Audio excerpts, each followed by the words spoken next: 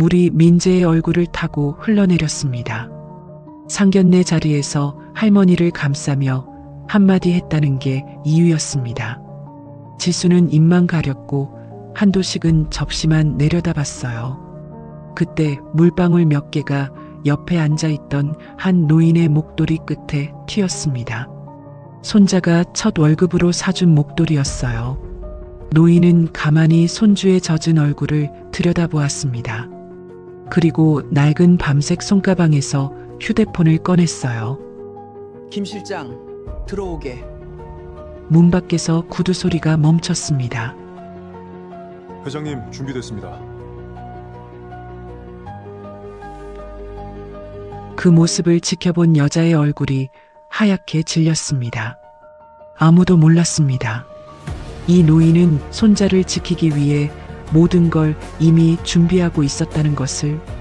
낡은 가방을 든 이 노인은 대체 누구였을까요?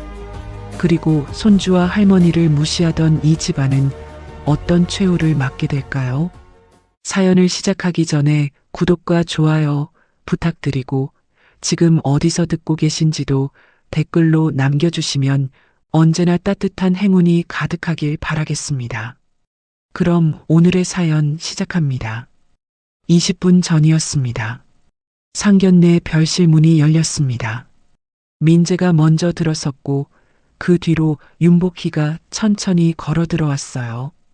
낡은 밤색 손가방과 손때 묻은 회색 코트, 그리고 민재가 첫 월급으로 사준 회색 목도리, 문틈으로 새어든 히터바람이 윤복희의 옷깃 사이로 스며들었습니다. 별실 안에는 이미 오미숙과 한도식, 아들 규태, 그리고 지수가 앉아 있었어요. 둥근 테이블 위에는 물잔과 젓가락, 아직 따뜻한 물수건들이 가지런히 놓여 있었습니다. 상견례라는 이름에 어울리게 모든 것이 반듯해 보였죠. 하지만 윤복희가 들어서는 순간 오미숙의 시선이 먼저 움직였습니다. 발끝부터였어요. 낡은 구두, 오래된 코트 자락, 손잡이가 다른 밤색 가방, 그리고 회색 목도리. 오미숙은 웃고 있었지만 그 웃음은 눈까지 닿지 않았습니다. 그녀는 윤복희의 행색을 위아래로 훑더니 아주 작게 비웃었습니다. 어머, 할머님은 시장에서 바로 오셨나 봐요. 말투는 부드러웠지만 테이블 위 공기가 아주 조금 식었습니다. 지수는 엄마를 한 번 봤지만 아무 말도 하지 않았어요. 오미숙은 그 짧은 정적을 다시 웃음으로 덮었습니다. 아니, 그런 뜻은 아니고요. 이런 자리는 다들 조금 신경 쓰고 오시니까요. 윤복희는 아무 말도 하지 않았습니다. 그저 손가락으로 가방 손잡이의 다른 부분을 한번 쓸었어요. 오미숙의 시선이 그 손끝까지 따라왔습니다. 그리고 문 옆에 놓인 보조의자를 가리켰어요. 할머님은 저쪽 문가에 앉으시면 편하시겠어요. 드나들기 좋잖아요. 문 옆에는 보조의자 하나가 따로 놓여 있었습니다. 다른 의자들과는 달랐어요. 등받이가 낮았고 다리 한쪽에는 검은 테이프가 감겨 있었습니다. 문이 열릴 때마다 찬바람이 가장 먼저 닿는 자리였죠. 윤복희는 그 의자를 한번 내려다봤습니다. 시장 골목 끝 반찬 가게에서 손님이 몰릴 때마다 잠깐씩 앉던 낡은 플라스틱 의자가 떠올랐어요. 그때도 복희는 늘 문가에 앉았습니다. 드나드는 사람 발에 치이지 않으려고, 물건 나르는 젊은 직원들 길을 막지 않으려고 몸을 가장자리로 비켜앉는 일이 익숙했거든요.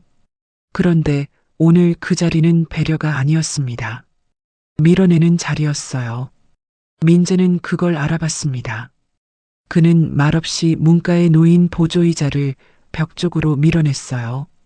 쇠다리가 바닥을 긁는 소리가 별실 안에 길게 울렸습니다. 오미숙의 입가가 아주 잠깐 굳었습니다. 민재는 자기 옆자리 의자를 조용히 빼냈어요. 할머니는 제 유일한 가족입니다. 민재의 목소리는 낮았지만 또렷했습니다. 여기 앉으시면 됩니다. 지수는 그 말을 듣고도 고개를 숙였습니다. 젓가락 포장지만 손끝으로 만지작거렸어요. 윤복희는 아무 말 없이 민재 옆자리에 앉았습니다. 무릎 위에 가방을 올리고 다른 손잡이를 2번 쓸었죠. 그 아이가 누구의 이름에 기대어 고개 드는 사람이 되지는 않기를 바랐습니다. 그래서 윤복희는 평생 한 가지를 숨겼습니다. 민재가 알면 달라질 이름. 그리고 이 별실의 공기를 통째로 바꿔놓을 이름이었죠. 그 아이가 누군가의 그늘이 아니라 자기 2발로 선 사람이 되기를 바랐거든요. 가방 안주머니에서 휴대폰 진동이 짧게 울렸습니다. 윤복희는 꺼내지 않았어요. 아직은 때가 아니었습니다. 이때까지만 해도 오미숙은 몰랐습니다. 그 낡은 가방 안에 지갑 말고도 이 식탁 위에 모든 시선을 뒤집어 놓을 무언가가 들어있다는 거요. 물잔이 놓이기도 전에 오미숙이 먼저 입을 열었습니다. 민재 씨, 집은 해올 수 있는 거예요? 물잔이 놓이기도 전에 나온 질문이었습니다. 민재는 바로 대답하지 못했어요. 그가 대답을 고르는 사이 오미숙의 시선은 이미 그의 손목과 구두를 훑고 있었습니다. 오래된 시계와 앞코가 살짝 다른 구두, 비 오는 날 묻은 자국이 희미하게 남은 바지 밑단까지요. 오미숙은 그런 작은 흔적을 놓치지 않는 사람이었어요. 사람을 볼 때 눈빛보다 먼저 상표를 보고 말투보다 먼저 사는 동네를 보는 사람이었죠. 오미숙이 물잔을 손끝으로 밀었습니다.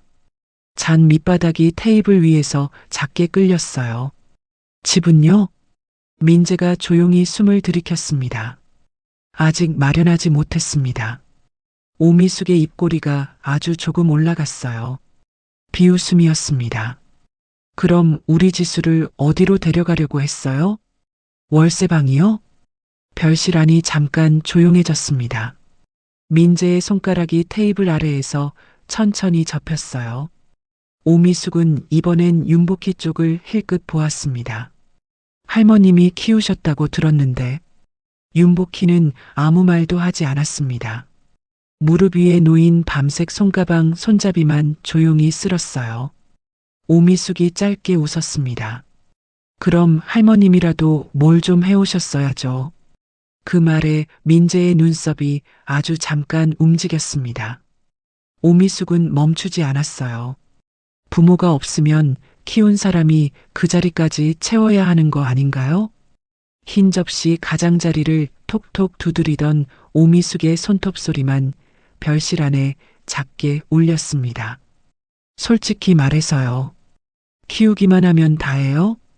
윤복희의 손끝이 가방 손잡이 위에서 아주 잠깐 멈췄습니다. 오미숙은 그걸 보고도 모른 척했어요. 아니, 오히려 더 또렷하게 비웃었습니다.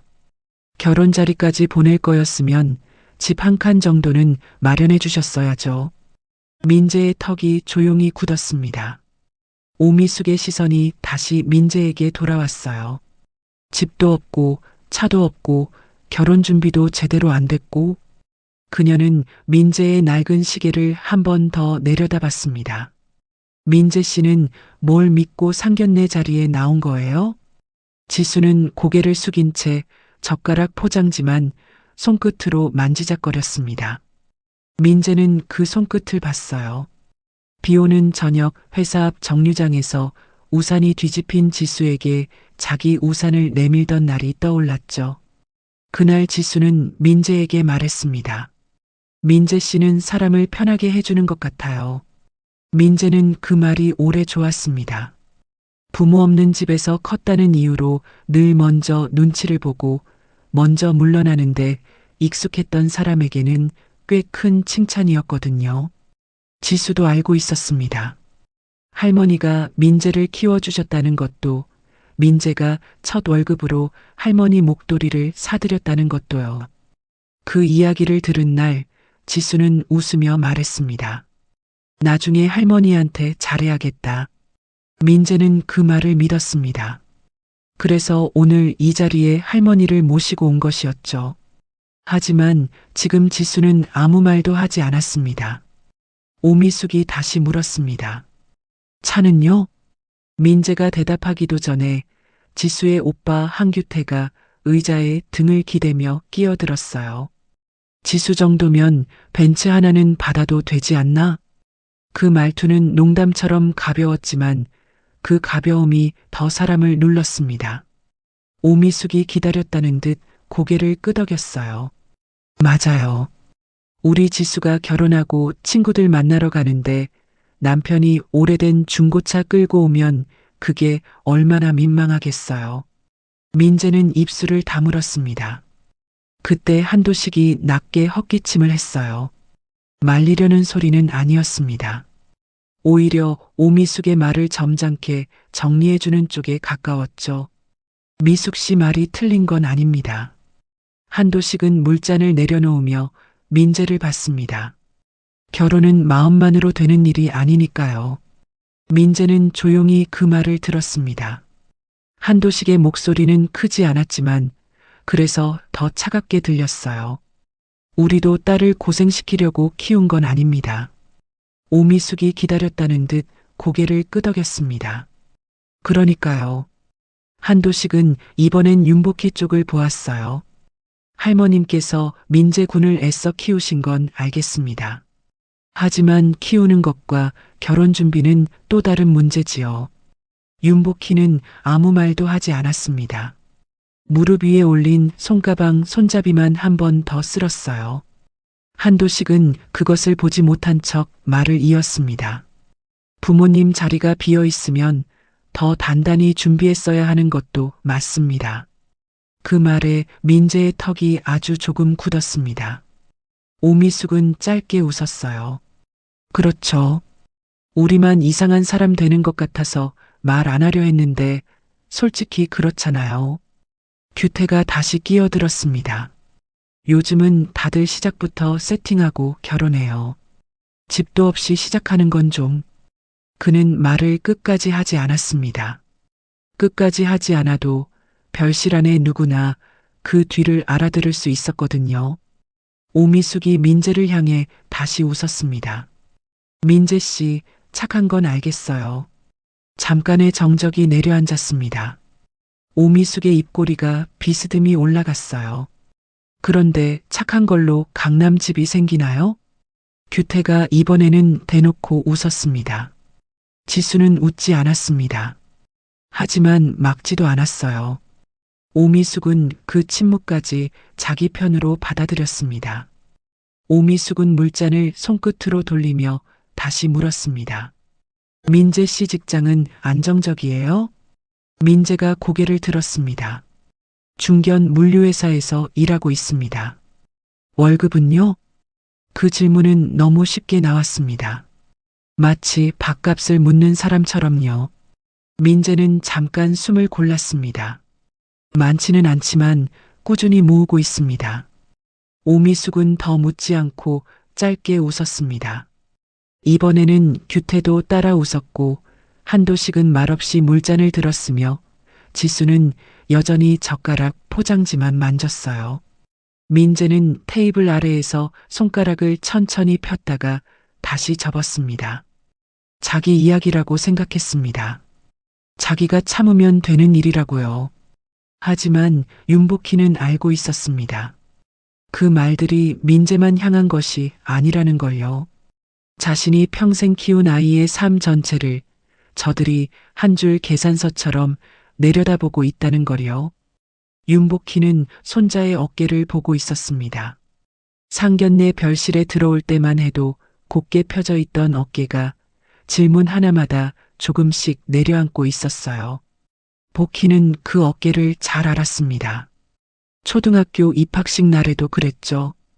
다른 아이들은 엄마 손을 잡고 교문을 들어섰고 민재는 할머니 손을 잡고 서 있었습니다.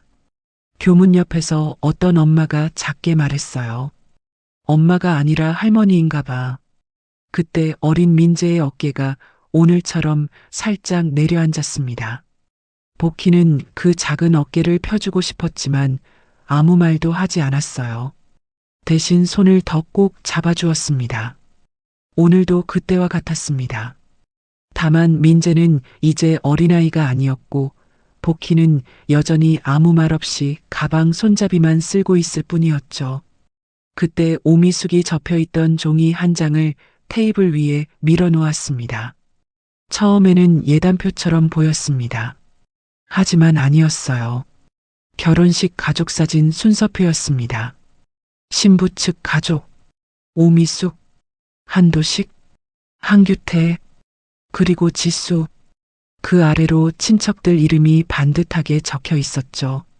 신랑 측 가족, 거기에는 민재의 이름 하나만 적혀 있었습니다. 윤복희의 이름은 없었습니다. 민재의 시선이 그 종이 위에서 멈췄어요. 오미숙은 아무렇지도 않게 말했습니다. 사진은 미리 정리해둬야 해요. 결혼식 당일에 우왕좌왕하면 보기 안 좋거든요. 민재가 천천히 고개를 들었습니다. 할머니 이름이 빠져 있습니다. 오미숙이 입꼬리를 올렸어요. 일부러 뺐어요. 그 말이 너무 쉽게 나왔습니다. 마치 식탁 위 젓가락 하나를 빼놓았다는 말처럼요. 윤복희는 종이를 내려다보지 않았습니다. 다만 가방 손잡이 위에 올려둔 손가락 하나가 아주 천천히 접혔어요. 오미숙은 손톱 끝으로 순서표를 톡톡 두드렸습니다.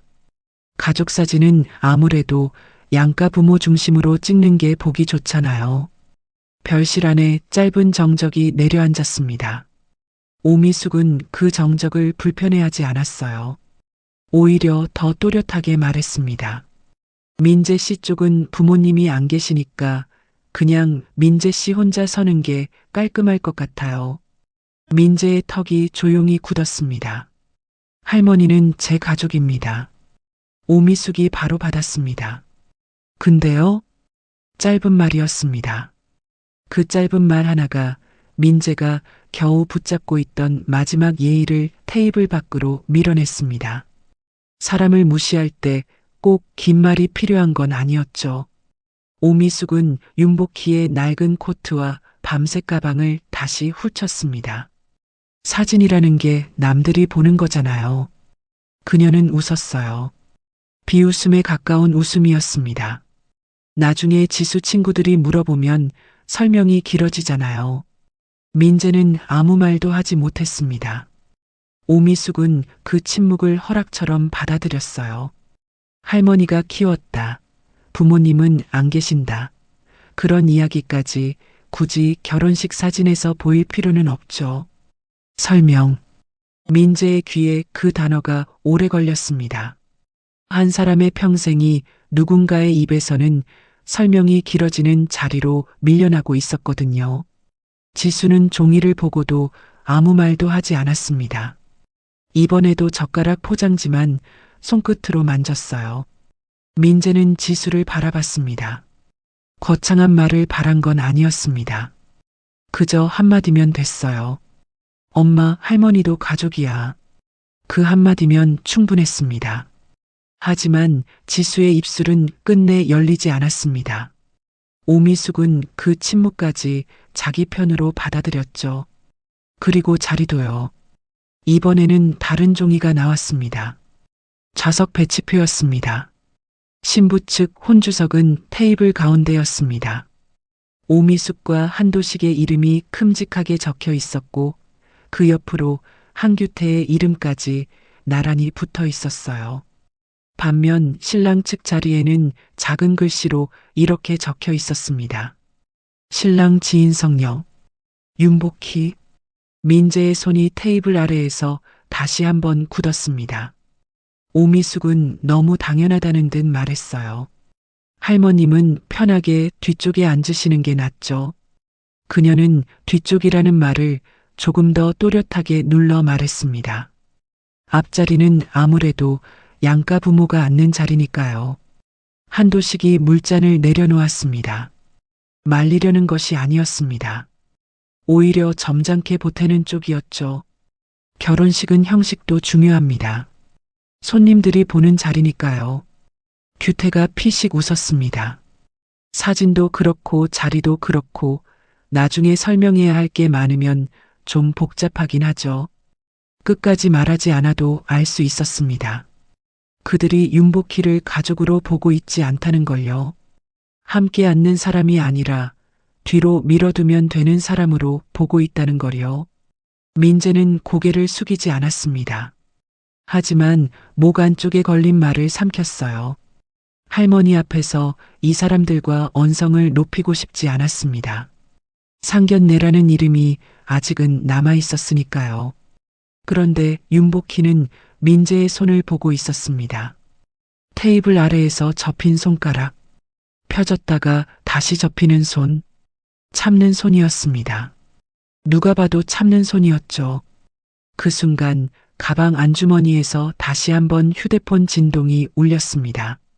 이번에는 윤복희가 조용히 가방을 열었습니다. 화면 밝기를 가장 낮게 줄이고 들어온 문자를 확인했어요. 준비 완료. 네 글자였습니다. 윤복희는 오래 보지 않았습니다. 그저 엄지손가락으로 짧게 답장을 눌렀어요. 기다리세요. 전송. 작은 진동이 손바닥 안에서 한번 울렸습니다.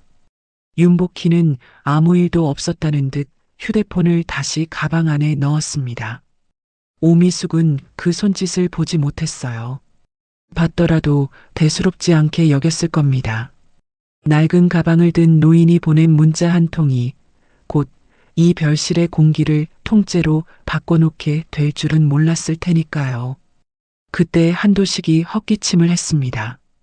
분위기를 풀려는 헛기침이 아니었습니다. 자기 집안이 어떤 집안인지 보여줄 차례라는 듯한 소리였죠. 저희 한도식품은 오늘 은성유통 PB 최종 계약을 앞두고 있습니다. 한도식은 물잔을 내려놓으며 어깨를 조금 폈습니다. 그 계약만 찍으면 전국 마트에 저희 제품이 깔립니다. 오미숙이 바로 거들었어요. 그러니까 우리 집안이 아무 집안이 아니라는 거예요. 민재 씨도 그 정도는 알아야죠. 규태가 휴대폰을 내려놓으며 말했습니다. 은성 쪽은 줄만 잘 잡으면 됩니다. 결국 사람 일이잖아요.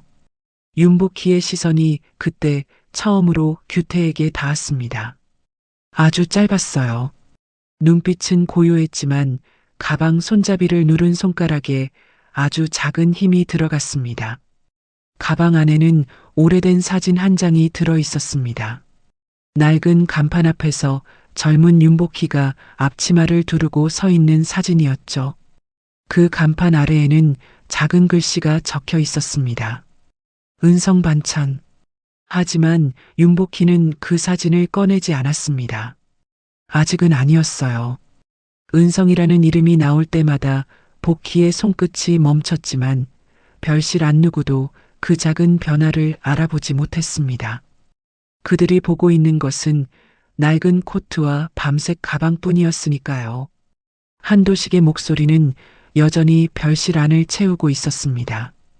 그 계약만 되면 저희 회사는 완전히 달라집니다. 윤복희는 그 말을 들으며 천천히 고개를 들었습니다. 그러고는 아주 조용히 물었어요. 은성유통이요? 한도식이 웃었습니다. 네. 할머님은 잘 모르시겠지만 꽤 큰 회사입니다. 오미숙도 따라 웃었어요. 전국 마트에 물건 넣는 회사예요. 아무나 상대 못하죠. 윤복희는 더 묻지 않았습니다. 다만 밤색 가방 손잡이를 한 번 더 쓸었어요. 그 순간에도 한도식은 웃고 있었습니다. 자기가 방금 자랑한 이름이 자기 목을 조용히 조이고 있다는 걸 아직 몰랐거든요. 그때 마침 음식이 하나둘 테이블 위로 올라왔습니다. 김이 오르는 접시들 사이로 참기름 냄새가 퍼지고 막 데운 국물에서는 하얀 김이 조용히 올라왔어요. 잠깐이나마 별실 안에 따뜻한 기운이 내려앉는가 싶었습니다. 하지만 그 온기는 오래가지 않았죠. 오미숙이 물병 쪽으로 턱을 살짝 기울였습니다. 할머님 가까우신데 물 좀 따라 주실래요? 윤복희의 손이 물병으로 향하기도 전에 민재가 먼저 물병을 잡았습니다. 제가 하겠습니다. 민재는 오미숙의 잔을 먼저 채우고 지수와 한도식, 규태의 잔을 차례로 채운 뒤 마지막으로 할머니의 잔 앞에 물병을 기울였어요. 맑은 물줄기가 잔 안으로 떨어지는 소리가 유난히 길게 들렸습니다. 그 짧은 순간에도 민재는 할머니가 이 자리에서 조금이라도 덜 불편하길 바라고 있었던 거죠. 오미숙이 피식 웃었습니다. 효자네요. 그녀는 잔을 들어 물을 한 모금 마신 뒤 마치 좋은 충고라도 해주는 사람처럼 천천히 잔을 내려놓았습니다. 그런데 결혼하면 효자 노릇보다 남편 노릇을 먼저 해야 해요. 규태가 낮게 웃었고 한도식은 말리지 않았습니다. 지수는 물잔만 내려다보고 있었어요. 그때 새 음식 접시가 들어왔습니다. 뜨거운 나물 무침에서 참기름 냄새가 올라왔고 막 무쳐낸 나물의 고소한 냄새가 테이블 위로 번졌습니다. 윤복희에게는 낯설지 않은 냄새였습니다.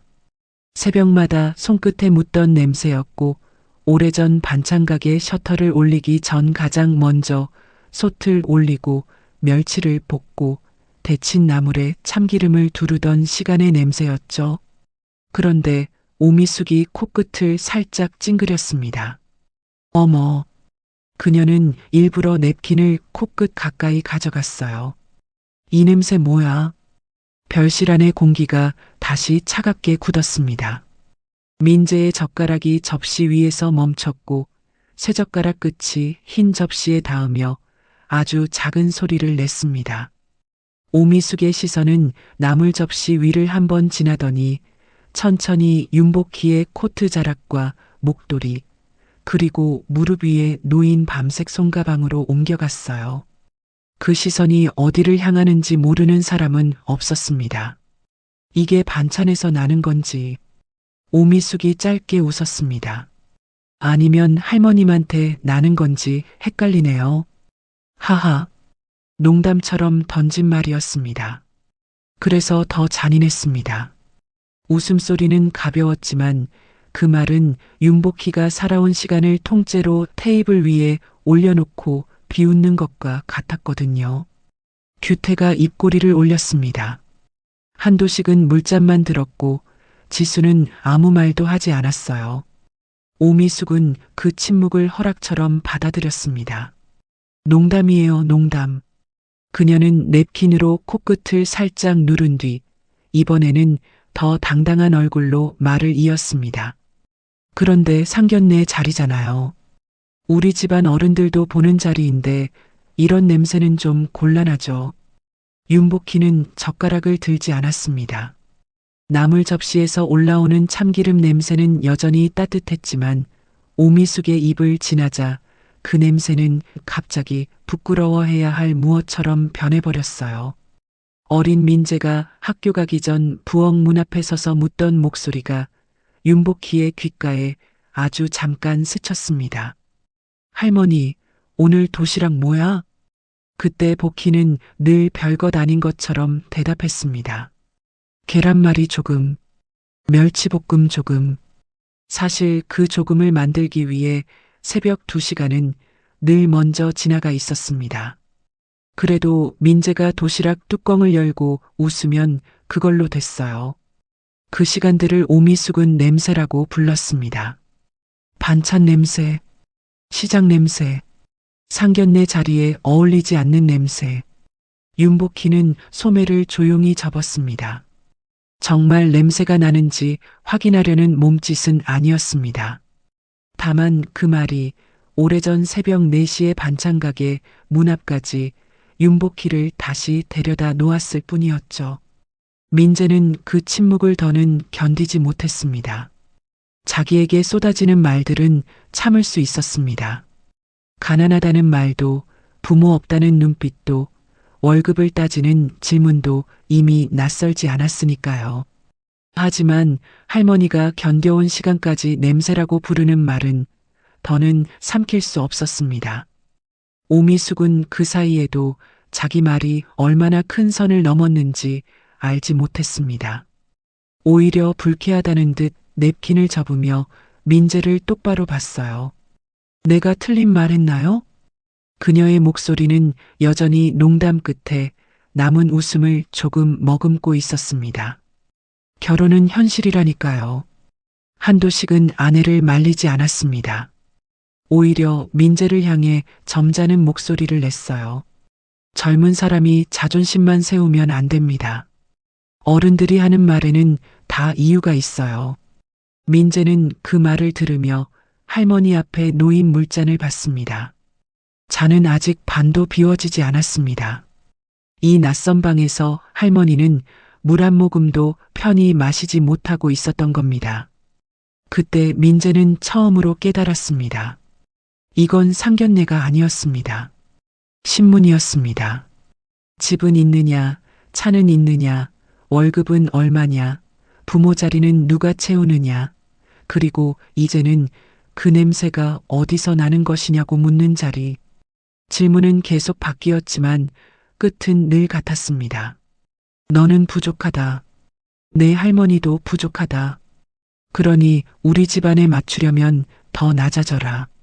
민재는 그 말을 입 밖으로 꺼내지 않았습니다. 대신 젓가락을 내려놓았어요. 쇠젓가락이 접시에 닿는 소리가 작게 울렸습니다. 그 소리에 윤복희의 눈이 아주 조금 흔들렸습니다. 손자가 더는 버티지 못하고 있다는 신호였으니까요. 윤복희가 손자를 봤습니다. 민재의 입술이 굳어 있었어요. 지금까지 강남집도 벤츠도 월급도 참아낸 얼굴이었습니다. 그런데 이번에는 달랐죠. 민재가 자리에서 일어났어요. 의자가 뒤로 밀리며 바닥을 긁는 소리가 별실 안에 길게 울렸습니다. 오미숙의 눈썹이 살짝 올라갔습니다. 민재는 그 시선을 피하지 않았어요. 그 말씀은 거둬주십시오. 오미숙이 천천히 고개를 들었습니다. 뭐라고요? 민재의 목소리는 높지 않았습니다. 하지만 지금까지 참아왔던 말들이 한 문장씩 또렷하게 테이블 위로 내려앉고 있었죠. 제 부모님 이야기까지 참았습니다. 강남집, 벤츠, 분수 이야기까지 다 참았습니다. 오미숙의 표정이 조금씩 굳어졌습니다. 민재는 물러서지 않았어요. 하지만 방금 그 말씀은 무례하셨습니다. 별실 안의 공기가 무겁게 내려앉았습니다. 오미숙의 손끝이 물컵 근처에서 멈췄어요. 무례요? 비웃음 섞인 목소리였습니다. 민재는 할머니 앞에 놓인 물잔을 한번 봤습니다. 잔은 아직 반도 비워지지 않았어요. 이 낯선 방에서 할머니는 물 한 모금도 편히 마시지 못하고 있었죠. 민재가 다시 오미숙을 봤습니다. 제 할머니가 살아오신 시간을 그런 식으로 말하시면 안 됩니다. 오미숙이 코웃음을 쳤습니다. 살아온 시간? 그 말 끝에는 여전히 웃음기가 묻어 있었습니다. 민재의 손이 테이블 아래에서 조용히 굳었어요. 그 냄새는 저 하나 살리려고 새벽마다 반찬 만들고 시장 골목을 버티신 시간입니다. 잠깐 정적이 내려앉았습니다. 민재는 그 정적 속에서도 고개를 숙이지 않았습니다. 함부로 비웃으실 시간이 아닙니다. 오미숙의 얼굴에서 웃음이 사라졌습니다.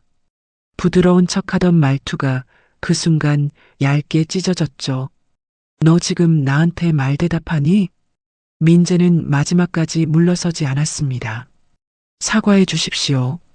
그 말이 끝나기도 전에 오미숙의 손이 물컵으로 향했습니다. 잔을 들어 올리는 손끝에 잠깐 힘이 들어갔습니다. 철서? 물이 민재의 얼굴을 타고 흘러내렸습니다. 앞머리 끝에서 물방울이 떨어졌어요. 별실 안이 그대로 얼어붙었습니다. 오미숙이 짧게 내뱉었습니다. 고아 주제에. 방 안에 누구도 움직이지 않았습니다. 지수는 두 손으로 입을 가린 채 굳어 있었고 한도식은 시선을 접시 쪽으로 내렸습니다. 방금 전까지 비웃던 규태도 입을 다문 채 창밖으로 고개를 돌렸어요. 물이 민재의 턱을 타고 흘러 떨어졌습니다. 그리고 몇 방울이 윤복희의 손등 위로 회색 목도리 끝으로 튀었습니다. 윤복희는 그 물방울을 가만히 내려다봤어요. 손자가 첫 월급으로 사준 목도리였습니다. 그 위에 물방울이 맺혀 있었죠. 윤복희는 더 이상 기다리지 않았습니다.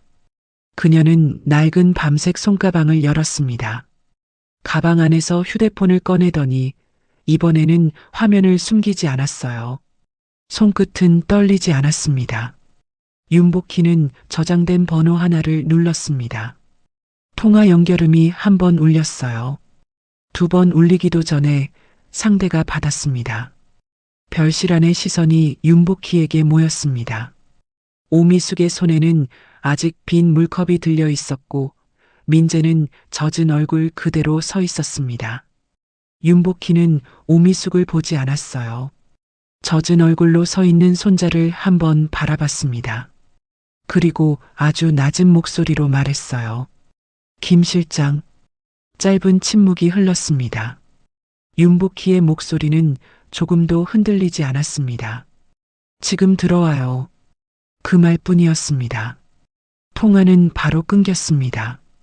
별실 안에 아주 짧은 정적이 내려앉았어요. 그리고 문 밖에서 구두 소리가 멈췄습니다. 또각. 별실 안의 모든 시선이 문 쪽으로 향했습니다. 문고리가 조용히 내려갔습니다. 찰칵. 별실 문이 열렸습니다. 검은 정장을 입은 남자가 들어왔습니다. 한 손에는 검은 서류 가방이 들려 있었고 다른 손에는 봉투 몇 장이 들려 있었어요. 그의 구두 소리가 카펫 위에서 조용히 멎었습니다. 오미숙이 먼저 비웃었습니다. 누구세요? 그녀의 시선이 남자의 검은 정장과 서류 가방을 훑었습니다. 할머님이 부르신 시장 사람인가요? 남자는 오미숙을 보지 않았습니다. 대신 윤복희 앞으로 다가와 허리를 깊이 숙였어요. 늦었습니다. 그 한마디에 별실 안의 공기가 달라졌습니다. 한도식의 손이 물잔 위에서 멈췄습니다. 규태의 눈이 가늘어졌고 오미숙도 그제야 웃음을 조금 거두었죠. 남자는 천천히 몸을 바로 세웠습니다. 그리고 윤복희를 향해 다시 한번 고개를 숙였습니다. 회장님. 두 글자였습니다. 회장님. 오미숙의 손에 들려있던 빈 물컵이 아주 작게 흔들렸습니다. 한도식의 얼굴에서 핏기가 빠지기 시작했어요. 지수는 믿기지 않는다는 듯 윤복희를 바라봤습니다. 윤복희는 아무 말 없이 손수건을 꺼냈습니다. 오래 접어도 모서리가 부드럽게 다른 손수건이었어요. 그녀는 자리에서 일어나 민재 앞으로 다가갔습니다. 그리고 젖은 앞머리부터 천천히 닦아주었습니다. 이마를 지나 관자놀이를 지나 턱 끝에 맺힌 물방울까지요. 민재는 가만히 서 있었습니다. 다 큰 손자가 5살 아이처럼 할머니 앞에 얼굴을 내맡기고 있었죠. 윤복희의 손이 민재의 뺨 위에서 아주 잠깐 멈췄습니다. 하지만 오래 멈추지는 않았습니다. 아직 울 때가 아니었습니다. 아직 설명할 때도 아니었어요. 오늘은 끝내야 할 일이 먼저 있었으니까요. 윤복희는 손수건을 접었습니다. 그리고 젖은 얼굴에 민재를 보며 조용히 말했습니다. 민재야. 목소리는 낮고 고요했습니다. 이제 고개 숙이지 마라. 민재의 눈이 흔들렸습니다. 할머니. 윤복희는 목도리 끝에 튄 물방울을 엄지로 눌렀습니다. 오늘 내가 나를 지키려다 맞았다. 그녀는 천천히 몸을 돌려 오미숙을 바라봤어요. 늘 조금 굽어있던 등이 그 순간 조용히 펴졌습니다. 이제는. 윤복희의 목소리가 별실 안에 낮게 내려앉았습니다. 할미가 널 지켜줄 차례다. 검은 정장의 남자가 서류 가방을 테이블 위에 올렸습니다. 딸깍. 잠금쇠가 열리는 소리가 별실 안에 또렷하게 울렸어요. 오미숙은 그제야 빈 물컵을 내려놓았습니다. 하지만 이미 늦었습니다. 남자는 안주머니에서 명함을 꺼내 테이블 위에 올려놓았습니다. 은성유통그룹 비서실장 김무진. 한도식의 눈동자가 그 이름 위에서 멈췄습니다. 은성유통과 거래를 준비하는 업체라면 모를 수 없는 이름이었어요. 직접 만나기는 어렵고 전화 한 통 연결하기도 쉽지 않다는 사람. 그 비서실장이 지금 낡은 코트를 입은 노인 앞에 허리를 숙이고 있었습니다. 김 실장은 천천히 별실 안을 둘러본 뒤 낮고 분명한 목소리로 말했습니다. 이분은 은성유통그룹 창업주 윤복희 회장님이십니다. 별실 안의 공기가 그대로 얼어붙었습니다. 오미숙의 눈은 윤복희의 낡은 가방으로 갔다가 김 실장의 명함으로 갔다가 다시 민재의 젖은 얼굴로 돌아왔습니다. 낡은 가방, 은성유통, 고아 주제에 조금 전 자기 입에서 나온 말이 이제야 자기 귀로 돌아오기 시작했어요. 세 사람의 얼굴이 동시에 굳었어요. 오미숙의 입술이 달싹였지만 소리가 나오지 않았습니다. 조금 전까지 시장 사람이라 부르던 입이었어요. 한도식의 손이 테이블 모서리를 붙잡았습니다. 규태는 자기가 방금 무슨 말을 했는지 떠올리려는 듯 눈동자가 흔들렸어요. 은성 쪽은 줄만 잘 잡으면 된다. 그 말을 했던 입술이 이제는 닫히지 않았습니다. 민재가 놀란 눈으로 할머니를 봤습니다. 할머니 민재는 그제야 지난 시간 몇 조각을 떠올렸습니다. 가끔 밤늦게 낮은 목소리로 통화하던 할머니, 집 앞까지 찾아왔다가 허리 숙여 인사하고 돌아가던 정장 차림의 사람들. 그때마다 윤복희는 늘 같은 말로 넘겼습니다. 예전 반찬 가게 손님이야. 민재는 한 번도 더 묻지 않았어요. 할머니가 닫아둔 문이라면 이유가 있을 거라고 믿었으니까요. 그가 아는 할머니는 새벽마다 반찬을 묻히던 사람이었어요. 목도리를 함부로 빨지 못하던 사람이었고요. 그 할머니가 지금 처음 보는 얼굴로 그 자리에 서 있었습니다. 윤복희는 민재에게만 조용히 말했어요. 나중에 다 이야기하마. 그리고 잠깐 손자의 젖은 얼굴을 봤습니다. 지금은 내 얼굴에 물 끼얹은 사람들부터 정리하자. 김 실장이 서류 가방을 열었습니다. 그는 봉투를 열기 전 한도식의 눈을 한번 보았습니다. 그 눈에는 계산이 먼저 떠올라 있었어요. 사과가 아니라 손실. 잘못이 아니라 계약. 한도식은 이미 머릿속으로 숫자를 굴리고 있었습니다. 은성유통 납품이 끊기면 이번 달 어음은 어떻게 막을지, 은행 대출 연장은 누가 다시 잡아줄지, 공장 라인은 며칠이나 버틸지, 직원들 월급일은 언제였는지, 그런 숫자들이 한꺼번에 그의 얼굴 위로 지나갔습니다. 하지만 윤복희는 그 숫자들보다 먼저 민재의 젖은 셔츠를 봤어요. 사람을 숫자로 재던 자들이 이제 숫자 앞에서 무너지고 있었습니다. 첫 번째 봉투를 꺼내 테이블 위에 올려놓았어요. 한도식품 은성 PB 최종 계약 회수 통보서. 오늘 오후 6시에 서명 예정이던 한도식품 최종 계약은 이 시각부로 회수됐습니다. 한도식이 자리에서 벌떡 일어났어요. 의자가 뒤로 넘어갈 뻔했습니다. 회장님, 그 계약이 끊기면 저희 회사는 말끝이 흐려졌습니다. 그 계약 하나에 회사의 다음 해가 걸려 있다는 걸 이 방에서 제일 잘 아는 사람이 자기였으니까요. 윤복희는 그를 올려다봤습니다. 목소리를 높이지 않았어요. 내 손자 얼굴에 물을 끼얹을 때 한도식의 어깨가 움찔했습니다. 당신들도 이 정도는 각오했어야지요. 한도식의 얼굴에서 핏기가 천천히 빠졌어요. 그는 다시 앉지도 서 있지도 못한 채 어정쩡하게 멈춰 있었습니다. 김 실장이 두 번째 봉투를 열었어요. 서류 몇 장이 테이블 위에 펼쳐졌습니다. 원산지 표기 민원, 위생점검 누락 기록. 협력업체 대금 지연네요. 접대비 장부. 은성감사팀이 오늘부로 한도식품 전면 재검토에 들어갑니다. 한도식의 입이 벌어졌지만 말이 나오지 않았어요. 김 실장은 서류를 하나씩 넘겼습니다. 종이가 넘어갈 때마다 한도식의 얼굴이 조금씩 더 굳어졌어요. 원산지 표기 민원은 한 번의 실수가 아니었습니다. 반복된 경고가 있었고 담당 직원의 확인 메일도 남아 있었어요. 위생 점검 누락 기록에는 날짜와 담당자 이름이 찍혀 있었습니다. 협력업체 대금 지연 내역은 더 길었습니다. 작은 공장들이 몇 달씩 돈을 기다렸고 납품 단가를 맞추려 야근을 반복했다는 내용도 있었습니다. 접대비 장부에는 한도식이 자랑하던 라인의 이름들이 적혀 있었어요. 한도식은 그제야 손을 뻗어 서류를 덮으려 했습니다. 김 실장이 조용히 그 손을 막았습니다.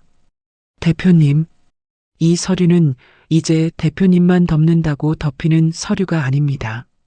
짧은 말이었습니다.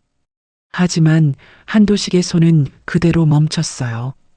오미숙은 남편을 봤습니다. 처음 보는 얼굴이었습니다. 집에서는 늘 큰 소리 치던 남자. 은성 계약만 되면 모든 게 풀린다던 남자. 그 남자가 종이 몇 장 앞에서 숨을 제대로 쉬지 못하고 있었어요. 그건 복수로 만든 서류가 아니었습니다. 이미 한도식품 안에 쌓여있던 기록들이었어요. 오늘은 그 뚜껑이 열린 날일 뿐이었습니다. 오미숙이 떨리는 목소리로 끼어들었습니다. 자, 잠깐만요. 이건 얘기가 다르잖아요.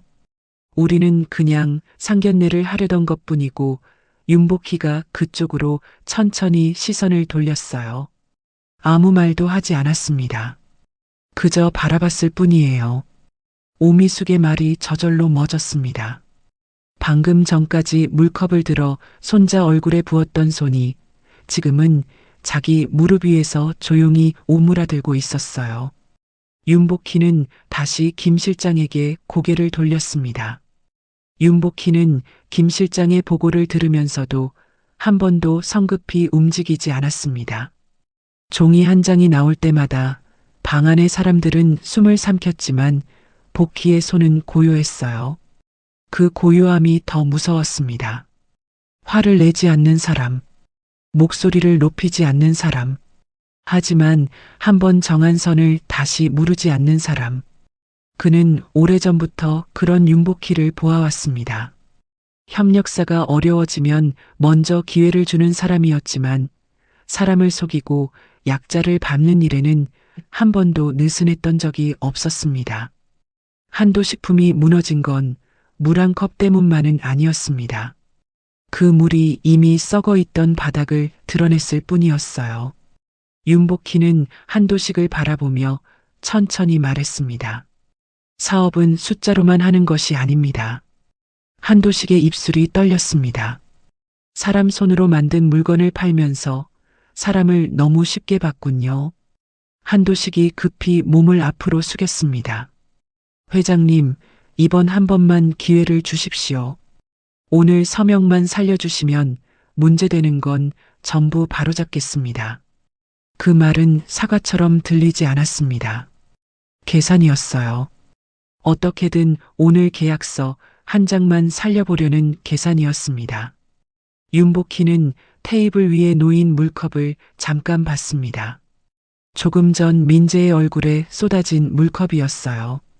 기회는 방금 전에도 있었습니다. 한도식이 고개를 들었습니다. 내 손자가 정중히 사과를 요구했을 때 별실 안이 조용해졌어요. 당신들은 그 기회를 물컵으로 갚았지요. 한도식의 입술이 마른 종이처럼 달싹였습니다. 김 실장이 서류 한 장을 더 앞으로 밀었습니다. 거래처 경고 이력서였습니다. 은성유통 담당자들이 한도식품에 보냈던 개선 요청 메일들이 날짜 순으로 정리되어 있었어요. 원산지 표기 수정 요청, 위생설비 보완 요청, 협력업체 대금 지급 일정 확인 요청. 그리고 맨 아래에는 굵은 글씨로 적힌 문장이 있었습니다. 최종 서명 전 재확인 필요. 한도식은 그 문장을 보는 순간 숨을 삼켰습니다. 이건 실무자 선에서 정리되던 일입니다. 김 실장이 고개를 들었습니다. 정리된 게 아니라 미뤄진 겁니다. 짧은 대답이었습니다. 한도식의 얼굴이 더 하얘졌습니다. 김 실장은 이어서 작은 녹취 파일 목록을 테이블 위에 올렸어요. 접대 자리 예약내역, 담당자 이름이 적힌 선물 목록, 협력업체 대표가 보낸 항해 메일.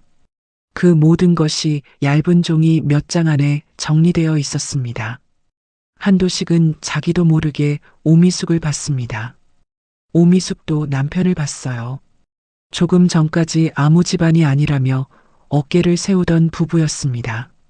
하지만 지금 두 사람 사이에는 자랑이 아니라 책임만 놓여 있었습니다. 그때 한도식의 휴대폰 화면이 다시 켜졌습니다. 이번에는 은성유통 구매 담당자 이름이 떠 있었어요. 한도식의 손이 멈췄습니다. 김 실장이 조용히 말했습니다. 스피커로 받으십시오. 한도식은 거절하지 못했습니다. 통화 버튼을 누르는 손끝이 떨렸어요. 대표님, 방금 본사에서 계약 회수 통보가 내려왔습니다. 오늘 서명 일정은 취소됐고 지역 물류센터에도 출고 보류가 전달됐습니다. 별실 안에 수화기 너머 목소리가 또렷하게 울렸습니다.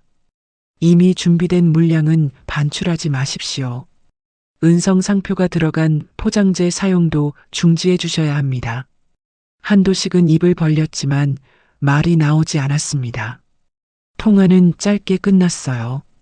그 짧은 통화 하나로 한도식이 점심 내내 자랑하던 전국 마트 이야기가 테이블 위에서 접혔습니다. 오미숙은 남편의 휴대폰을 바라봤습니다. 그 작은 화면 하나가 자기 집안의 체면보다 더 차갑게 빛나고 있었어요. 여보, 어떻게 좀 말해봐요. 오미숙의 목소리가 처음으로 작아졌습니다. 한도식은 대답하지 못했습니다.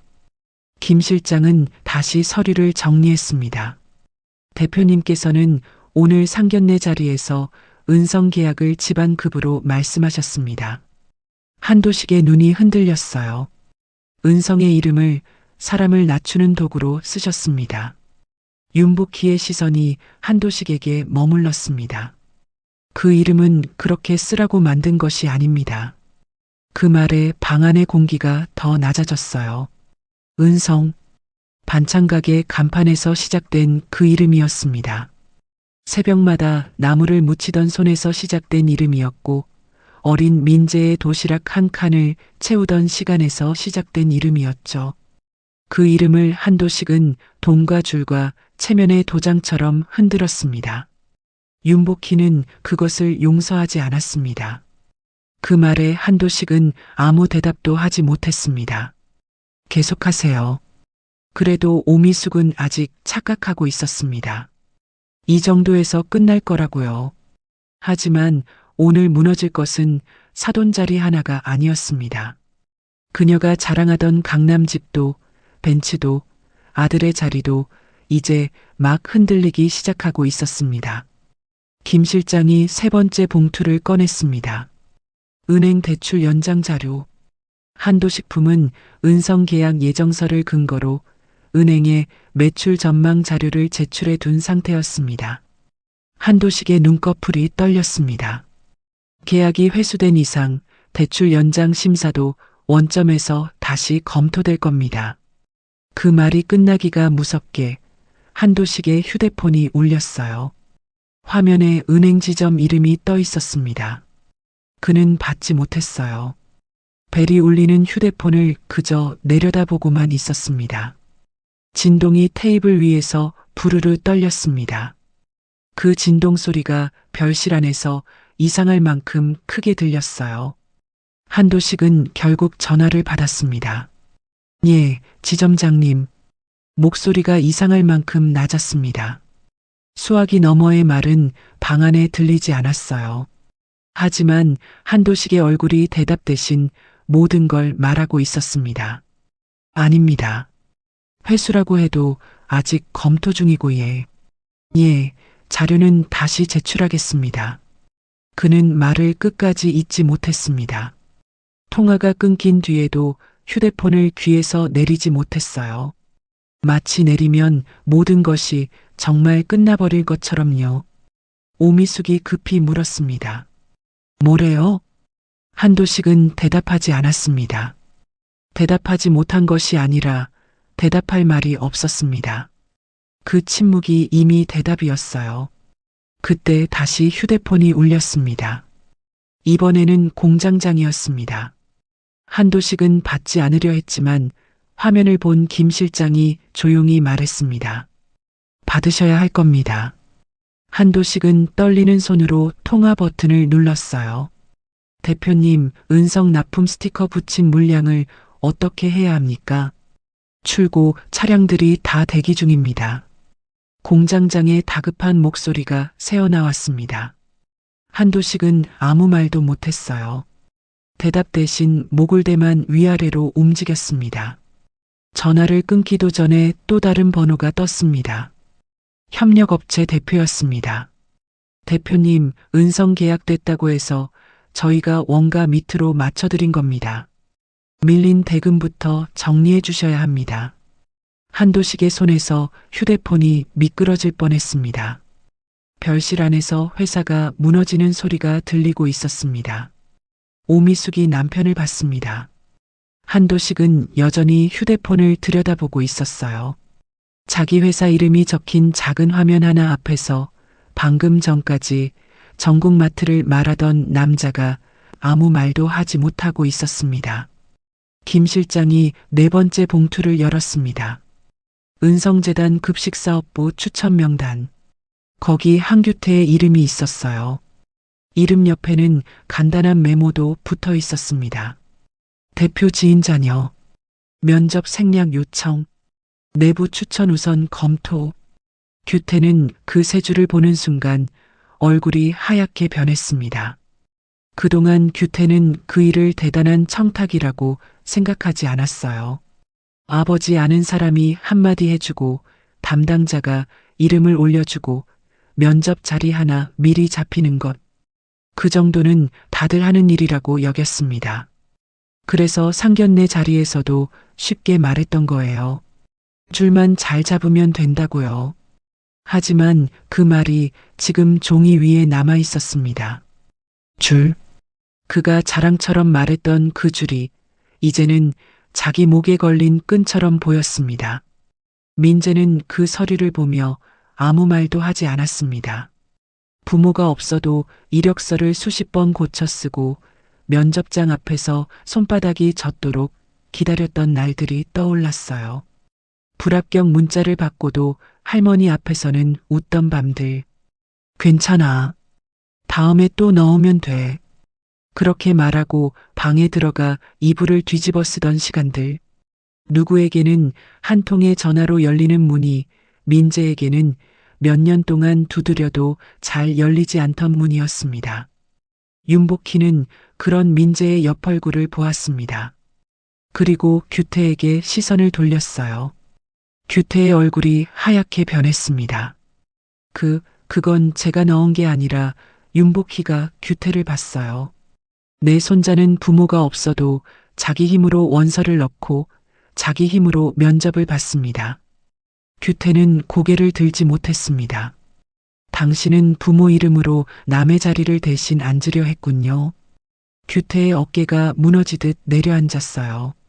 조금 전까지 줄만 잘 잡으면 된다던 사람의 어깨였습니다. 김 실장은 서류를 덮지 않았습니다. 오히려 한 장을 더 꺼내 테이블 위에 올렸어요.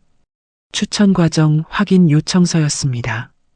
은성재단 인사위원회에 전달될 자료였죠. 이 자료는 재단 감사실로 넘어갑니다. 규태가 고개를 번쩍 들었습니다. 그럼 제 지원은 김 실장이 조용히 말했습니다. 처음부터 없었던 일로 처리될 겁니다. 그리고 관련 추천 기록은 남습니다. 그 말에 규태의 입술이 떨렸어요. 오미숙은 그제야 아들의 팔을 붙잡았습니다. 우리 규태가 뭘 그렇게 잘못했어요? 젊은 애가 좋은 자리 가고 싶어 한 것뿐인데. 윤복희는 오미숙을 바라봤습니다. 좋은 자리에 가고 싶어 하는 것은 잘못이 아닙니다. 오미숙의 손이 멈췄어요. 다만 남의 자리를 빼앗으며 가는 길을 능력이라고 부르면 안 되지요. 짧은 말이었습니다. 하지만 규태의 고개가 다시 아래로 떨어졌습니다. 민재는 그 순간 이상하게 마음이 차가워졌어요. 분노가 아니라 확인이었습니다. 이 사람들은 처음부터 사람을 보지 않았구나. 집과 차와 부모 자리와 줄만 보았구나. 그 확인 하나가 민재가 붙잡고 있던 마지막 미련을 조용히 놓게 만들었습니다. 방 안에 세 사람이 각자 다른 곳을 보고 있었습니다. 한도식은 울리는 휴대폰을 보고 있었어요. 규태는 자기 발끝만 내려다봤습니다. 오미숙은 빈 물컵을 붙잡고 있었습니다. 조금 전 민재의 얼굴에 물을 끼얹었던 바로 그 컵이었습니다. 김 실장은 아직 서류 가방을 닫지 않았습니다. 그는 얇은 서류 한 장을 더 꺼냈어요. 은성유통 임원 배우자 모임 가입 심사서. 오미숙의 손이 컵에서 떨어졌습니다. 그 종이 위에는 오미숙의 이름이 적혀 있었습니다. 지난달 지인의 추천으로 올려둔 신청서였어요. 오미숙은 그 모임에 들어가고 싶어 했습니다. 강남 집보다 더 자랑하고 싶었던 자리였죠. 은성 임원 부인들과 같은 테이블에 앉고 모임 사진 한 장을 올리고 자신이 얼마나 높은 지방과 어울리는 사람인지 보여주고 싶었습니다. 김 실장이 조용히 말했습니다. 오미숙 여사님께서 지난달 추천을 넣으신 건입니다. 오미숙의 입술이 떨렸어요. 그건 아직 심사 중인 걸로 알고 있는데요. 오늘부로 반려 처리됩니다. 단정한 목소리였습니다. 김 실장은 서류를 반으로 접지 않았습니다. 찢지도 않았어요. 그저 테이블 위에 그대로 내려놓았습니다. 오미숙이 가장 숨기고 싶었던 욕심이 모두의 눈앞에 놓였습니다. 은성은 사람을 집과 차로 나누는 분을 우리 이름 아래 두지 않습니다. 그 순간 오미숙의 휴대폰이 테이블 위에서 짧게 울렸습니다. 화면에는 모임 회장이라는 이름이 떠 있었어요. 오미숙은 받지 않으려 했습니다. 하지만 손끝이 이미 화면 위로 가 있었습니다. 통화 버튼이 눌렸고 작게 새어나온 목소리가 별실 안에 퍼졌습니다. 미숙 씨, 방금 은성 쪽에서 연락 받았어요. 이번 가입건은 없던 걸로 해야 할 것 같아요. 오미숙의 얼굴이 굳었습니다. 회장님, 그게 무슨 말씀이세요? 제가 추천서도 다 받고 우리도 난처해요. 상견례 자리일도 벌써 말이 돌고 있어요. 상견례 자리일. 그 말이 오미숙의 귀에 박혔습니다. 방금 전까지만 해도 이 별실 문만 닫히면 끝날 일이라고 생각했습니다. 자기 가족끼리 있었고 예비 사위는 힘없는 청년이었고 낡은 가방을 든 할머니는 말없이 참는 사람이었으니까요. 그런데 아니었습니다. 닫힌 별실 안에서 던진 말들이 이제 밖으로 걸어나가고 있었습니다. 강남 집 한 채, 벤츠 하나, 냄새, 고아 주제에. 오미숙은 그 말들이 자기 입에서 나온 순서대로 돌아오는 것을 느꼈습니다. 수학이 넘어 목소리가 더 낮아졌습니다. 당분간 모임에는 나오지 않는 게 좋겠어요. 다들 불편해해요. 통화가 끊겼습니다. 오미숙은 휴대폰을 내려놓지 못했습니다. 손바닥에 붙은 듯 쥐고 있었어요. 돈이 무너지는 소리는 남편의 휴대폰에서 났습니다. 아들의 자리가 무너지는 소리는 서류에서 났습니다. 하지만 오미숙의 체면이 무너지는 소리는 방금 자기 휴대폰에서 났습니다. 그 소리가 제일 아팠습니다. 오미숙은 이제야 민재의 젖은 얼굴을 봤습니다. 물기가 아직 남아 있었습니다. 자기가 던진 물이었습니다. 그 물이 자기 집안으로 돌아와 바닥부터 적시고 있었습니다. 오미숙의 얼굴이 무너졌습니다. 돈 이야기가 나올 때보다 더 빠르게요. 체면. 그녀가 평생 손에 쥐고 살던 것이 지금 이 별실 안에서 먼저 떨어지고 있었습니다. 오미숙이 그제야 자리에서 일어났습니다. 그리고 윤복희 앞에 천천히 무릎을 꿇었어요. 무릎이 카펫에 닿는 소리는 나지 않았습니다. 그래도 방 안의 모두가 그 장면을 봤어요. 그 무릎은 조금 전까지 누구보다 높이 앉아있던 무릎이었습니다. 강남 집을 말하던 자리, 벤츠를 말하던 자리, 할머니 이름을 지우던 자리. 오미숙은 그 자리에서 내려와 윤복희 앞에 앉아 있었습니다. 하지만 윤복희는 그 무릎을 내려다보며 조금도 흔들리지 않았어요. 사람이 낮아지는 것은 무릎을 꿇는다고 되는 일이 아니었습니다. 조금 전 문가의 보조의자에 앉히려던 사람을 마음속에서 먼저 일으켜 세워야 하는 일이었죠. 오미숙은 그것을 아직 몰랐습니다. 그래서 그녀의 첫마디도 사과가 아니라 계산이었습니다. 회장님, 제가 몰라 뵀습니다. 손자분인 줄 알았으면 제가 어떻게 윤복희가 그 말을 끊었습니다. 내 손자인 줄 몰랐으면. 오미숙이 고개를 들었어요. 부모 없는 청년 얼굴에는 물을 끼얹어도 됩니까? 오미숙의 입이 벌어졌지만 대답이 나오지 않았습니다. 오미숙은 그 짧은 침묵이 더 무서웠습니다. 누군가 소리라도 질러주면 변명할 틈이 있었을 텐데 민재는 조용히 선을 긋고 있었습니다. 그 조용함 앞에서 오미숙은 처음으로 자신이 넘은 선의 크기를 보았습니다. 윤복희는 그 침묵을 그냥 지나치지 않았습니다. 그 침묵도 방관의 한 형태라는 걸 알고 있었으니까요. 한도식이 급히 끼어들었어요. 회장님, 계약만 살려주시면 예단이고 뭐고 저희가 다 하겠습니다. 민재군, 저희가 사위로 받겠습니다. 아주 귀하게 윤복희가 그를 받습니다. 목소리는 여전히 낮았어요. 내 손자는 당신들이 받아주는 사람이 아닙니다. 그 말에는 조건도 화도 없었습니다. 그래서 더 무거웠어요. 윤복희는 민재를 돌아봤습니다. 민재야, 이건 내 결혼이다. 내가 정해라. 민재는 지수를 봤습니다. 지수는 그제야 민재를 보았습니다. 민재의 얼굴에는 아직 물기가 남아 있었어요. 처음 만났던 날, 지수는 그 얼굴이 좋다고 했습니다. 과하게 꾸미지 않아도 반듯한 사람 같아서 좋다고 했죠. 그런데 오늘 지수는 그 반듯한 사람이 무너지는 동안 아무것도 하지 않았습니다. 사랑한다는 말은 여러 번 했지만 정작 그 사랑이 필요한 순간에는 고개만 숙였어요. 민재가 조용히 입을 열었습니다. 지수 씨를 미워하지는 않아요. 지수의 눈가가 흔들렸습니다.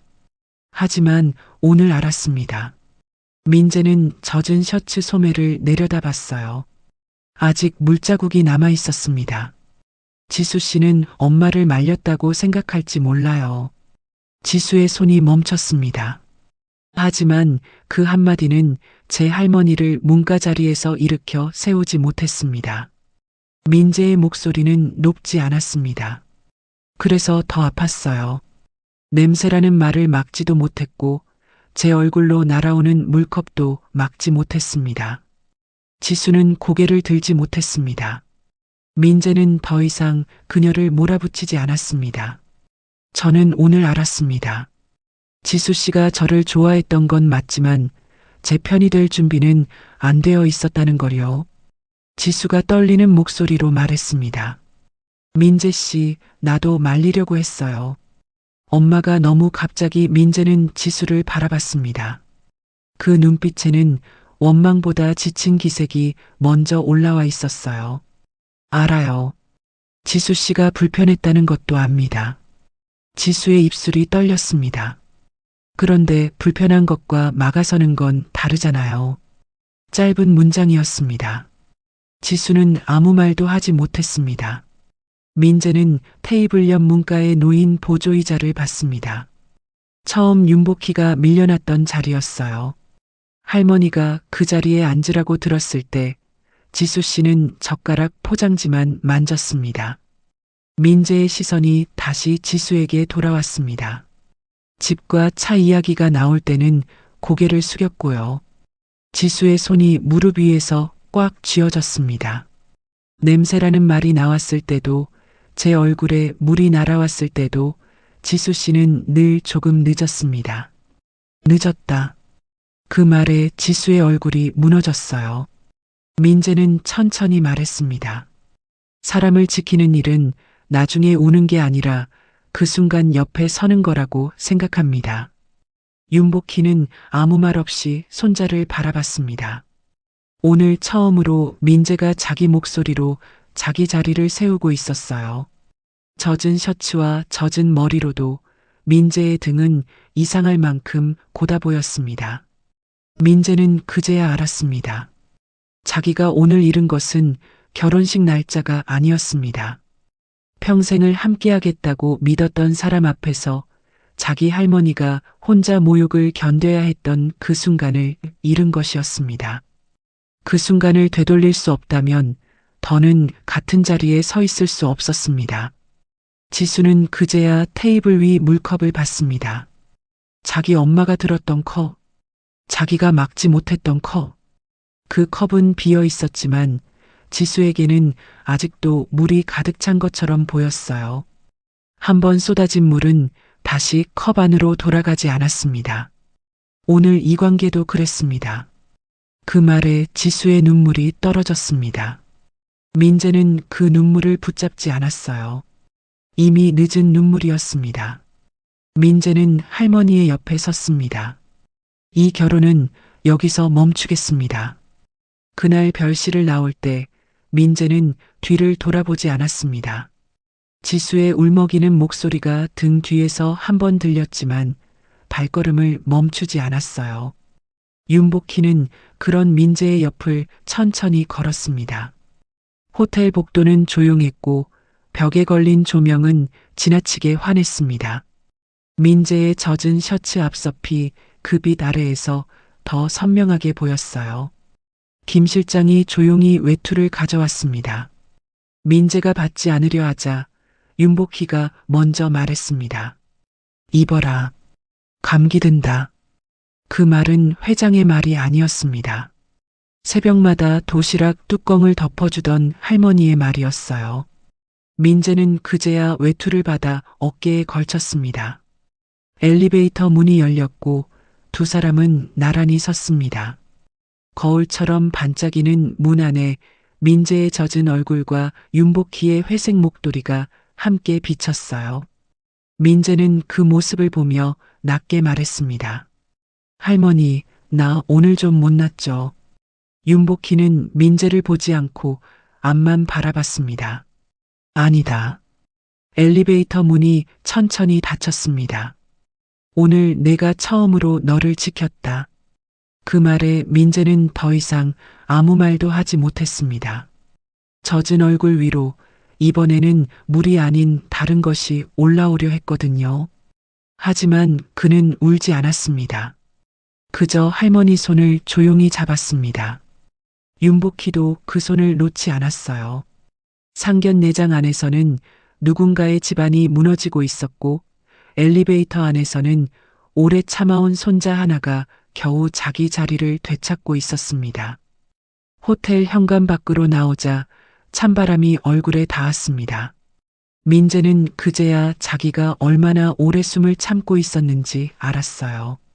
윤복희는 아무 말 없이 목도리를 풀어 민재의 젖은 목가에 둘러주었습니다. 할머니 건데요. 내가 사준 거잖니. 그러니 내 것도 된다. 짧은 말이었습니다. 하지만 민재는 그 말 속에서 오래된 시간을 들었습니다. 받은 것을 다시 내어주는 사람. 자기 이름도 자기 자리도 자기 따뜻함도 늘 그렇게 나누며 살아온 사람. 그 사람이 자기 할머니였습니다. 민재는 그 목도리를 손끝으로 눌렀습니다. 조금 전까지 물에 젖어 차가웠던 천이 이상하게 따뜻하게 느껴졌어요. 그 목도리는 비싼 물건이 아니었습니다. 하지만 민재에게는 처음으로 자기가 할머니에게 무언가를 해줄 수 있다고 믿게 만든 물건이었습니다. 오늘 그 목도리가 다시 자기 목에 둘러졌습니다. 돌고 돌아 두 사람을 같은 자리에서 지켜주는 물건처럼요. 참 오래도 버틴 목도리였습니다. 민재는 호텔 입구 유리문에 비친 자기 모습을 보았습니다. 젖은 셔츠, 할머니가 둘러준 회색 목도리, 그리고 그 옆에 서 있는 윤복희. 불과 1시간 전만 해도 민재는 이 상견례가 잘 끝나기만을 바랐습니다. 오미숙이 조금 무례해도 참자고 생각했고 한도식이 돈 이야기를 꺼내도 웃어넘기자고 생각했어요. 지수가 곤란해질까봐, 할머니가 불편해할까봐, 자기 하나만 낮아지면 모두가 편해질 거라고 믿었기 때문이었습니다. 그런데 오늘 알았습니다. 자기 하나가 낮아지는 일은 결국 자기 옆에 선 사람까지 낮아지게 만든다는 것을요. 민재는 할머니의 손을 조금 더 꼭 잡았습니다. 할머니, 왜? 앞으로는 제가 먼저 말할게요. 윤복희가 민재를 봤습니다. 누가 할머니를 함부로 대하면 제가 먼저 말할게요. 오늘처럼 늦지 않게요. 윤복희는 한동안 대답하지 않았습니다. 찬바람이 목도리 끝을 살짝 흔들었어요. 그리고 복희가 아주 작게 말했습니다. 그래, 그거면 됐다. 그 말 하나에 민재의 어깨가 조금 펴졌습니다. 참 오래도 버틴 어깨였습니다. 그날 이후의 일은 빠르게 흘러갔습니다. 그날 밤 한도식품 물류창고에 은성 납품 스티커가 하나씩 떼어졌습니다. 출고 대기 중이던 박스들은 창고 한쪽에 그대로 쌓였어요. 전국 마트에 깔릴 거라던 제품들이 갈 곳을 잃은 채 차갑게 식어갔습니다. 다음 날 아침 관할 위생점검 통보와 세무자료 제출 공문이 동시에 도착했습니다. 사무실 프린터가 멈추지 않고 종이를 뱉어냈어요. 한도식은 그 종이 더미 앞에서 한참을 서 있었습니다. 어제까지 전국 진열대를 꿈꾸던 손이 오늘은 공문 첫 장도 제대로 넘기지 못했습니다. 며칠 뒤 오미숙이 그렇게 자랑하던 강남 집 현관에는 압류예고 통지서가 붙었습니다. 벤츠는 리스 회사 직원이 몰고 갔어요. 차 키를 내놓는 오미숙의 손이 떨렸습니다. 강남 집 한 채는 있어야 한다던 사람이 자기 집을 잃기 시작했고 벤츠 하나는 받아도 된다던 사람이 자기 차를 먼저 잃었습니다. 규태는 추천 기록이 남아 지원하던 자리에서 제외됐습니다. 다른 회사 면접에서도 은성재단 청탁 이야기가 따라붙었어요. 줄만 잘 잡으면 된다던 말이 이제는 규태의 발목을 잡고 있었습니다. 오미숙이 드나들던 모임 단톡방에서도 소문이 돌았습니다. 상견례에서 예비사위 얼굴에 물을 끼얹었다더라. 고하라고 했다더라. 그 할머니가 은성유통 회장이었다더라. 오미숙이 가장 아끼던 것은 체면이었습니다. 그 체면이 돈보다 먼저 무너졌어요. 지수는 민재에게 여러 번 문자를 썼습니다. 미안해. 그날 내가 내 옆에 서 있었어야 했는데. 하지만 문장은 번번이 전송되지 못했습니다. 미안하다는 말은 너무 늦었고 사랑한다는 말은 너무 가벼워져 있었으니까요. 민재는 이미 그 방을 나와 있었습니다. 한 번도 자기 편이 되어주지 못한 사람의 뒤늦은 후회를 더는 기다리지 않았습니다. 어느 밤 오미숙이 혼자 중얼거렸습니다. 그날 그 물컵만 들지 않았어도. 하지만 이미 늦은 뒤였습니다. 며칠 뒤 민재와 윤복희가 시장 골목을 함께 걸었습니다. 시장 골목 입구에 다다르자 민재는 걸음을 조금 늦췄습니다. 어릴 때는 이 골목이 싫었던 적도 있었습니다. 친구들이 엄마와 백화점에 간 이야기를 할 때 민재는 할머니 반찬 가게 냄새가 벤 가방을 들고 집으로 돌아왔으니까요. 저녁 무렵의 시장은 참기름 냄새와 사람들의 말소리로 따뜻했어요. 윤복희가 문득 민재를 보며 물었습니다. 냄새나니? 민재가 걸음을 멈췄습니다. 시장 골목에는 정말 여러 냄새가 섞여 있었어요. 방금 부친 전 냄새, 뜨거운 어묵 국물 냄새, 비닐봉지에 담긴 나물에서 올라오는 익숙한 냄새. 민재는 천천히 숨을 들이마셨습니다. 나요. 윤복희의 손이 가방 손잡이 위에서 멈췄어요. 민재가 조용히 웃었습니다. 좋은 냄새예요. 그 말 하나에 윤복희의 눈가가 아주 조금 부드러워졌습니다. 윤복희의 손에는 여전히 낡은 밤색 손가방이 들려 있었습니다. 상견례장에서 오미숙이 시장 모임이라 비웃던 그 가방이요. 민재는 그 가방을 한참 바라보다가 물었습니다. 할머니, 그 가방 안에 뭐가 그렇게 소중해서 늘 품고 다니세요? 윤복희가 걸음을 멈췄습니다. 그리고 가방을 열었어요. 안에는 낡은 사진 한 장이 들어 있었습니다. 작은 반찬 가게 앞에 서 있는 젊은 윤복희. 앞치마를 두르고 손등에는 반창고가 붙어 있었어요. 그 뒤로 작은 간판이 보였습니다. 은성 반찬. 민재가 사진을 오래 들여다봤습니다. 윤복희는 사진을 다시 가방 안에 넣지 않았습니다. 민재에게 건넸어요. 이제 내가 가지고 있어라. 제가요? 그래. 내가 알아야 할 시작이니까. 민재는 사진을 두 손으로 받았습니다. 사진의 모서리는 달아 있었습니다. 수십 년 동안 같은 가방 안에서 윤복희와 함께 움직인 흔적이었어요. 민재는 사진 속 젊은 할머니의 눈빛을 오래 바라봤습니다. 조용하지만 쉽게 꺾이지 않는 눈빛. 그리고 처음으로 생각했습니다. 나는 가난하게 큰 것이 아니라 단단하게 자란 것이었구나.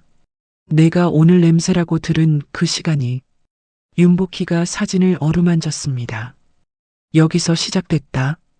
작은 반찬 가게 하나가 수십 년을 지나 은성 유통이 되었어요. 하지만 윤복희에게 그 시작은 회사가 아니었습니다. 새벽마다 어린 손자의 도시락을 챙기던 그 손이었어요. 윤복희가 민재를 봤습니다. 나는 내가 내 이름 때문에 고개 드는 사람이 되길 바라지 않았다. 민재가 할머니를 봤어요. 그런데 오늘 보니 내가 숨긴 이름 때문에 내가 너무 오래 혼자 참았더구나. 민재가 고개를 저었습니다. 저는 할머니 이름 때문에 당당한 게 아니에요. 그가 할머니의 손을 잡았습니다. 손마디가 굵고 오래된 화상 자국이 희미하게 남은 손이었습니다. 할머니가 저를 이렇게 키워주셨으니까 당당한 거예요. 윤복희가 웃었습니다. 웃음이라기보다 오래 참고 있던 숨이 천천히 풀리는 얼굴이었어요. 두 사람은 다시 시장 골목을 걸었습니다. 민재는 사진을 안주머니에 넣었습니다. 그 사진을 품에 넣는다는 것이 할머니의 이름을 빌리는 일이 아니라는 걸 이제는 알았으니까요. 그것은 자기 시작을 인정하는 일이었습니다. 반찬 냄새를 부끄러워하지 않는 일, 낡은 가방을 숨기지 않는 일, 문가에 밀려난 사람을 다시 자기 옆자리로 앉히는 일이었어요. 그날 상견례장에서 무너진 것은 결혼 하나가 아니었습니다. 강남집과 벤츠로 사람의 값을 매기던 집안의 민낯이었고 냄새라 부르며 짓밟았던 한 노인의 시간이었습니다. 하지만 민재는 이제 알았습니다. 할머니의 낡은 가방 속에 들어있던 것은 초라함이 아니라 자신을 살려낸 시작이었다는 것을요. 오늘 사연은 여기까지입니다.